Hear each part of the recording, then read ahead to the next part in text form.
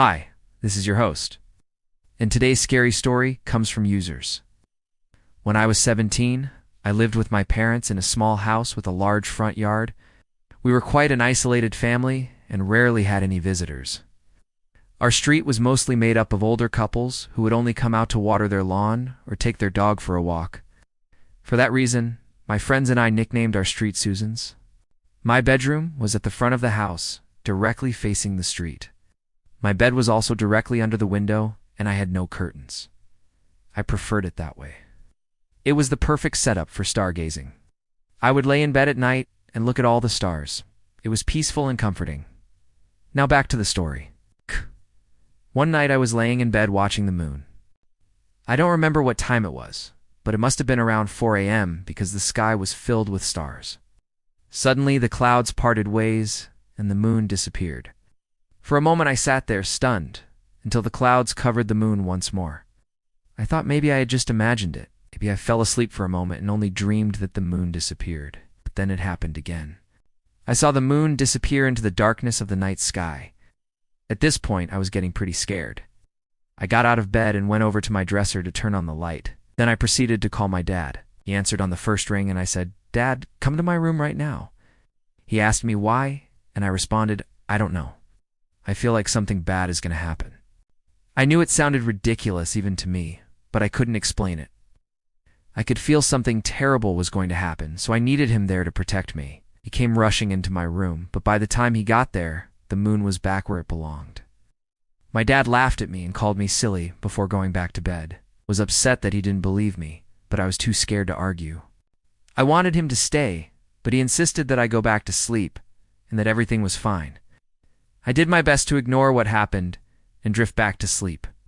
But it wasn't long before the moon vanished once again. This time it was only a few minutes after my dad left my room. I felt a cold breeze on my neck, and I could have sworn I heard a voice whispering my name. That's when I started to cry. I don't know if it was the voice that scared me or the fact that the moon had actually disappeared. But either way, I was terrified. I don't remember how long I spent crying in my room, but eventually I fell asleep. In the morning, I told my mom about what happened, hoping she would take me out of that house. But she just gave me a strange look and told me to get ready for school. After I left for school, I couldn't stop thinking about what happened the night before. I tried my best to focus on my classes, but I kept getting distracted. I would think about how the moon had just vanished into thin air, and nobody I told believed me. That's when I decided I had enough. I was going to find out what was going on. So as soon as the school day was over, I ran to the library to do some research. I searched the internet and books for hours trying to find an answer. But the more I researched, the more confused I became. There was no logical explanation for what I saw. Discouraged, I finally decided to give up and head home. Little did I know that my life was about to change forever. As I approached my house, I noticed a figure standing in my front yard.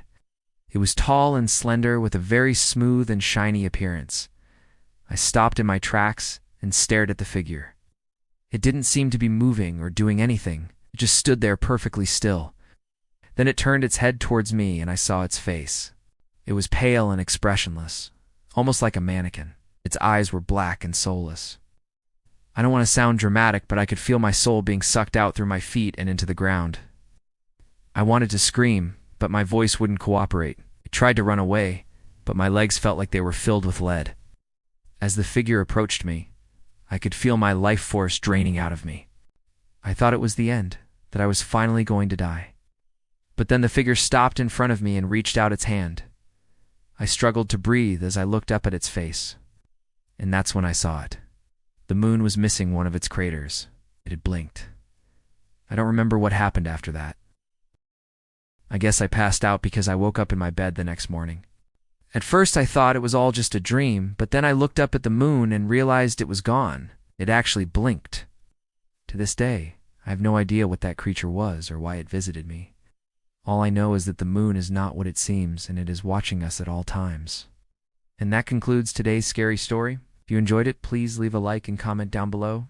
Also, make sure to subscribe for more horror stories just like this one. Thanks for listening, and have a nice night.